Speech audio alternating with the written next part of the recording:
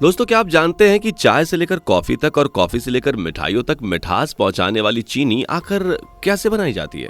कैसे होती है इसकी शुरुआत और क्या क्या प्रोसेस किया जाता है चीनी को बनाने के लिए? अगर आप भी जानना चाहते हैं तो चलिए जानते हैं आज की वीडियो में। दोस्तों, आज के समय में लोगों की जिंदगी में मिठास डालने वाली तो केवल एक चीनी ही है, जिसका स्वाद हर कोई बड़े चस्के से लेता है, कभी चाय में डालकर तो कभी कॉफी में।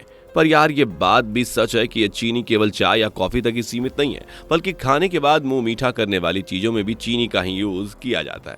इस हिसाब से आप समझ ही सकते हैं कि चीनी के बिना इंसान का जीवन अधूरा है, या कह सकते हैं कि फीका है। और ये बात तो हम सब जानते हैं कि ये चीनी बिना किसी विटामिन और मिनरल के, बल्कि सिर्फ और सिर्फ अपनी मिठास के दम पर लोगों की फेवरेट है। ये तो कुछ भी नहीं, इस चीनी को तो सफेद सोने के नाम से भी जाना जाता है। और जब बात आती है महंगाई की, तो सबसे ज्यादा चिंता करने वाले राशन के सामानों में चीनी का नाम सबसे पहले नंबर पर आता है। पर सवाल आता है कि इसे बनाया कैसे जाता है, तो चलिए जानते हैं। लेकिन उससे पहले हम जानने की कोशिश करते हैं कि इसकी शुरुआत कहां से हुई। दोस्तों, कई रिपोर्ट्स के द्वारा बताया जाता है कि चीनी को बनाने की शुरुआत सबसे पहले भारत में ही हुई थी, और कहा जाता है कि लगभग 500 ईसा पूर्व भारत में चीनी दिखाई दी थी। उसके बाद चीनी को बनाने का तरीका चीन और पश्चिमी में फारस से लेकर और भी जगह पर फैल गया। ईसा पूर्व 7वीं ईस्वी में लिखे आयुर्वेदिक ग्रंथ चरक संहिता में गन्ने के गुण और शक्कर बनाने की जानकारी दी गई है।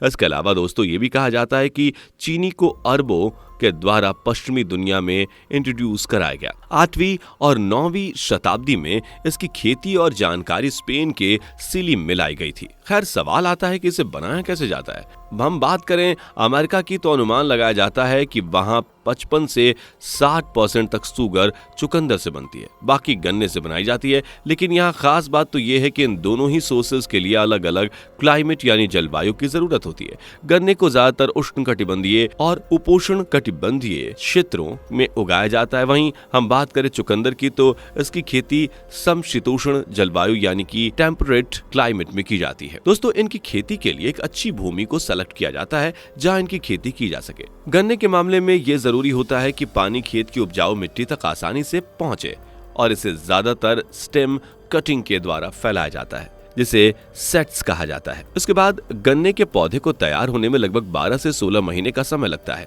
और इसके तैयार होने के बाद इसकी कटाई शुरू कर दी जाती है।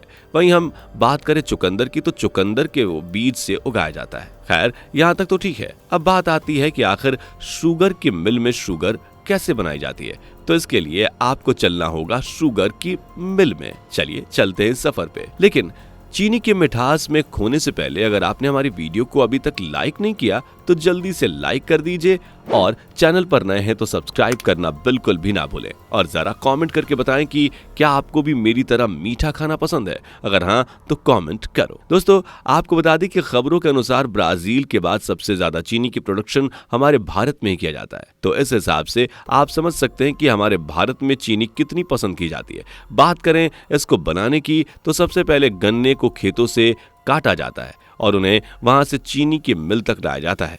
मिल तक गन्ने को लाने के बाद उनके छोटे छोटे टुकड़े किए जाते हैं, और ये टुकड़े करने के लिए एक खास मशीन का यूज किया जाता है, जिसे चॉपर कहते हैं। इस मशीन से गन्ने के बराबर बराबर टुकड़े होते हैं। ये टुकड़े इसलिए किए जाते हैं ताकि गन्नों में से पूरा रस निकले और ज्यादा से ज्यादा चीनी बनाई जा सके। दोस्तों, टुकड़े करने के बाद गन्नों को पानी से धोया जाता है, और साफ होने के बाद उन्हें निचोड़ने के लिए एक क्रशर मशीन में डाला जाता है, जिसकी मदद से गन्ने का रस और उसका छिलका दोनों ही अच्छे से निचोड़ जाते हैं। उसके बाद इन दोनों को अलग करने के लिए एक मिल हाउस मशीन का यूज किया जाता है। रस निकालने के बाद जो उसका छिलका रह जाता है उसे बगास कहते हैं, जिसका बाद में फ्यूल के रूप में इस्तेमाल किया जाता है। आपको बता दें कि ये बगास इतने पावरफुल फ्यूल होते हैं कि इसकी मदद से शुगर मिल्स के ज्यादातर काम इसी से निपट जाते हैं। इसके बाद मिल हाउस से जो रस निकलता है उसे पहले छाना जाता है, और उसके बाद छाने हुए रस को प्रोसेस हाउस में भेजा जाता है, जहां चीनी को पूरी तरफ से तैयार किया जाता है। तो आइए दोस्तों, प्रोसेस हाउस की तरफ रुख करते हैं। भाई लोग, आपको बता दें, गन्ने के रस को प्रोसेस हाउस तक पहुंचने के पहले इसका एक टेस्ट होता है, और टेस्ट के लिए इसे लेबोरेटरी में ले जाया जाता है, जहां रस को प्यूरिफाई किया जाता है और फिर उसे एक पॉलीमीटर में डाला जाता है। ये टेस्ट सबसे इंपॉर्टेंट होता है। अब बारी आती है प्रोसेस हाउस की, तो यहाँ रस को लेकर सबसे पहले उसे लगभग 75 डिग्री तक गर्म किया जाता है, जिसके बाद उसमें एक सिरप मिलाया जाता है जिसे मिल्क ऑफ लाइम कहा जाता है। इस सिरप को केवल इसलिए मिलाया जाता है ताकि गन्ने में जो एसिडिटी की क्वांटिटी होती है उसे कम किया जा सके। क्योंकि बताया जाता है कि इसमें कुछ एसिडिटी की क्वांटिटी होती है, इसलिए इस सिरप को मिलाया जाता है जिससे उसकी क्वांटिटी कम हो जाती है। उसके बाद उसे फिर से लगभग 104 डिग्री पर गर्म किया जाता है और फिर उसे क्लैरिफाई में डाल दिया जाता है। क्लैरिफाई में उसे इसलिए डाला जाता है कि ताकि उसमें कई तरह के फूड ग्रेड्स के केमिकल को ऐड किया जा सके, जिससे रस में अगर इम्प्योरिटीज भी हो तो वो नीचे बैठ जाएं। इससे जो साफ रस होता है वो ऊपर की तरफ दिख जाता है। अब इस तरह से जो साफ रस होता है वो बाहर आ जाता है, जिसके बाद इवेपोरेटर में से उबाला जाता है। इवेपोरेटर की मदद से रस में मौजूद पानी भाप में बन के निकल जाता है और इस प्रोसेस को करने के बाद गन्ने का रस गाढ़ा हो जाता है जो शीरा बन जाता है। इसके बाद इस गाढ़े शीरे को ही भाप के जरिए गर्म करके रॉ शुगर क्रिस्टल्स बनाए जाते हैं। दोस्तों, इस तरह से रॉ शुगर क्रिस्टल तैयार किए जाते हैं, लेकिन यह अभी घर में खाने वाली चीनी की तरह तैयार नहीं है, इसलिए इन्हें पहले छाना जाता है। इसके लिए खास तरह की छन्नी का यूज किया जाता है जिसमें देशी चीनी और शीरा दोनों अलग हो जाते हैं। उसके बाद अलग किए गए शीरे पर कई प्रोसेस किए जाते हैं जिससे कई ग्रेड्स की चीनी बनाई जाती है। और बात करें देशी चीनी की तो उसे वापस से गर्म पानी में डाल दिया जाता है और उसे मेल्ट करके लिकर में डाला जाता है। यहाँ इनमें फूड ग्रेड्स केमिकल ऐड किए जाते हैं जिससे चीनी का कलर एकदम सफेद हो जाता है। उसके बाद इस चीनी को प्यूरिफाई किया जाता है, जिसके बाद जो चीनी प्यूरिफाई होकर आती है उसे गर्म हवा में रखा जाता है जिससे वो पूरी तरह से साफ हो जाती है। उसके बाद फाइनली एक छन्नी से इस चीनी को निकाल लिया जाता है जिससे चीनी के दाने चीनी के दानों की शेप में अलग अलग हो जाते हैं, जो कि बारीक और मोटे दाने की चीनी निकलती है।